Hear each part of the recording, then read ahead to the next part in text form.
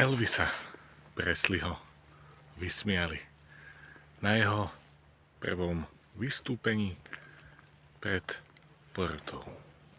Povedali mu, že má radšej jazdiť na kamiónoch. To mu ide lepšie. No on ich nepočúval a spieval a hral naďalej. Stavajte a budujte svoje sny. Nech sú akokoľvek bláznivé, nech sú akokoľvek veľké. Je to jedno.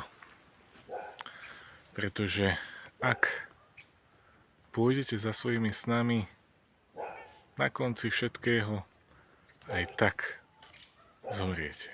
No ak nepôjdete za svojimi snami, na konci tiež zomriete.